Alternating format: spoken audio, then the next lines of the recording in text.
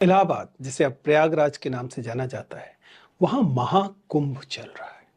और महाकुंभ जिसे कि यूनेस्को रिकॉग्नाइज करता है एक इंटेंजिबल कल्चरल हेरिटेज के तौर पर। महाकुंभ जो कि दुनिया में रिलीजियस गैदरिंग का सबसे बड़ा उदाहरण है और उसका अपना आप में एक कल्चरल रेजोनेंस है, उसकी एक सांस्कृतिक महत्व है। तो आज हम इसी पर चर्चा करेंगे क्योंकि इस महाकुंभ के कारण हमें अपने युवाओं में और देश भर के नागरिकों में एक एडिशनल इंटरेस्ट दिखाई दे रहा है, मिथकों को लेकर, माइथोलॉजी को लेकर, इतिहास को लेकर। तो लगा कि ये एक सही अवसर है कि इस पर थोड़ी गंभीरता से चर्चा की जाए। हम ये समझने की कोशिश करें कि मिथक क्या होते हैं, समाजशास्त्र के हिसाब से मिथकों को कैसे समझा जाता है, रिचुअल्स क्या हैं, अनुष्ठान क्या हैं और उन्हें कैसे समझना चाहिए, और वो कैसे हमारी कलेक्टिव आइडेंटिटी जो होती है, जो हमारी सामूहिक पहचान होती है, उसे शेप करते हैं। तो हमें महाकुंभ ये अवसर दे रहा है कि इस बात पर थोड़ी सी चर्चा की जाए। ध्यान रखिएगा, अलग अलग समाजशास्त्रियों ने इसे लेकर बहुत महत्वपूर्ण बातें कही हैं। मसलन दुर्खीम जो है वो एक तरह से कलेक्टिव एफर्वेंस की बात करते हैं। एक तरह की सामुदायिक जो जुड़ाव है, बॉन्डिंग है, उनकी बात करते हैं इस किस्म के रिचुअल्स को लेकर। तो महाकुंभ का दरअसल मिथकों से लेना क्या है, इसे जरा समझ लेते हैं। आप जानते ही होंगे, ये मिथक आपने सुना ही होगा, ये कथा आपने सुनी ही होगी कि सुर असुर जो हैं उनके बीच में समुद्र मंथन का एक पूरा का पूरा मिथक है, जिसमें कि समुद्र मंथन में सुर और असुर दोनों शामिल थे और उससे जो अमृत निकला वो थोड़ा सा छलक गया। और यह अमृत जो है भागवत पुराण में हमें देखने को मिलता है, विष्णु पुराण में इस बात की चर्चा होती है कि यह अमृत चार अलग अलग जगहों पर, जिनमें कि आज का प्रयागराज, हरिद्वार, उज्जैन और नासिक है, वहां इसकी कुछ बूंदें गिरती हैं और इस कारण ये जगह जो हैं वे महत्वपूर्ण बन जाती हैं इन रिलीजियस किस्म की गैदरिंग्स हैं उनके लिए, जिन्हें बाद में कुंभ कहा जाता है। अगर सांकेतिक तौर पर इसे समझें तो ये जो नेक्टर है, ये जो अमृत है, जो कि इस समुद्र मंथन से प्राप्त होता है, वो क्या है? मंथन क्या है?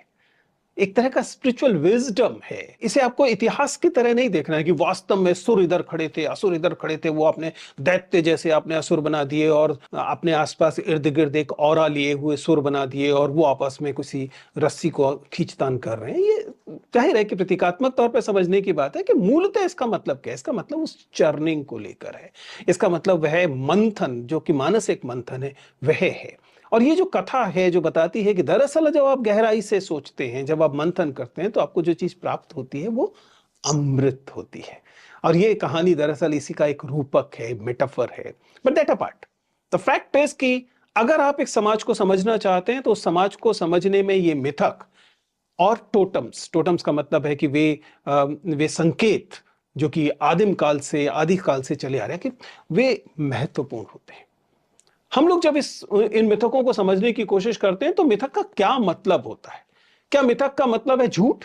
क्योंकि कई बार मिथ जो है वह झूठ की तरह दिखाया जाता है। सच्चाई है कि मिथक का मतलब झूठ नहीं। मिथक वे पूरा कथाएं हैं जो एक सेंस में हमारे कलेक्टिव सबकॉन्शियस से पीढ़ी दर पीढ़ी प्रवाहित होकर आप तक पहुंचती हैं। वे एसेंशियली झूठ नहीं है, क्योंकि वे उन मूल्यों का मूर्तिमान रूप हैं जिनमें एक समाज के तौर पर आप यकीन करते रहे। अगर टोटम के लिहाज से, अगर आप प्रतीकात्मकता के लिहाज से भारतीय संस्कृति को समझने की कोशिश करें, तो ये जो गंगा और यमुना का एक अदृश्य नदी के तौर पर सरस्वती की भी बात की जाती है, इनका जो संगम है वह भी अपने आप में एक प्रतीक के तौर पर है। इसीलिए माना जाता है कि महाकुंभ के अवसर में जब आप इन जगहों पर नदियों में स्नान करते हैं तो ये आपके पाप को धो देता है, स्पिरिचुअली आपको रिन्यू करता है, आप में एक तरह का आध्यात्मिक नवोन्मेष होता है। आप इसे लिटरली ना भी लें तब भी आप इस बात को समझ सकते हैं कि हाँ, हमारे कलेक्टिव सबकॉन्शियस में ये एक महत्वपूर्ण चीज रहा है। तमाम मिथक महत्वपूर्ण होते हैं, तमाम अनुष्ठान महत्वपूर्ण होते हैं, लेकिन दिक्कत कहां आती है? दिक्कत आती है जब हमें मिथकों को इतिहास समझना शुरू कर देते हैं, जब हम इन मिथकों को बजाय सांस्कृतिक अनुष्ठान समझने के हथियार बनाना शुरू करते हैं। क्योंकि ये मिथक दरअसल किस लिए होंगे, आपको समझना पड़ेगा कि पिछले 800 सालों में, पिछले 70-75 साल में स्वतंत्रता होती है, उससे पहले की जो स्थिति थी उसमें तो जो हमारा शासन था उसकी आध्यात्मिक चेतना वह नहीं थी जो भारतीय आध्यात्मिक चेतना थी। उसके बावजूद कुंभ तो लगातार होते हुए आ रहे हैं। क्यों? क्योंकि दरअसल ये कल्चरल कोहेशन, सोशल कोहेशन के प्रतीक रहा है। इसलिए पूरी दुनिया में दरअसल तीर्थ यात्राएं की जाती हैं और भारत में इन तीर्थ यात्राओं में नदियों की विशेष भूमिका होती है। आपको उसी सांस्कृतिक संदर्भ में इसे समझना चाहिए। इसलिए एक ऐसा विशाल गैदरिंग, एक विशाल समूह, कहा जा रहा है कि 40 करोड़ लोग, संख्या इधर उधर हो सकती है, लेकिन बहुत बड़ी संख्या में देशवासी इस जगह पर पहुंच रहे हैं। किस लिए? क्योंकि वे उस सांस्कृतिक और उनके हिसाब से जो आध्यात्मिक चीजें हैं उन्हें समझना चाहते हैं, उनके बारे में वे अलग अलग विचारों को सुनना चाहते हैं। क्या समझना पड़ेगा कि भारतीय दर्शन, भारतीय आध्यात्मिक सोच कभी मोनोलिथ नहीं रही, कभी वो एक ही विचार वाली नहीं रही है। सच्चाई ये है कि हमारे यहाँ नास्तिक दर्शन है, हमारे यहाँ आस्तिक दर्शन है। सच्चाई ये है कि हमारे यहाँ आस्तिक दर्शनों में भी अलग अलग रूप हैं और नास्तिक दर्शनों में भी अलग अलग रूप हैं।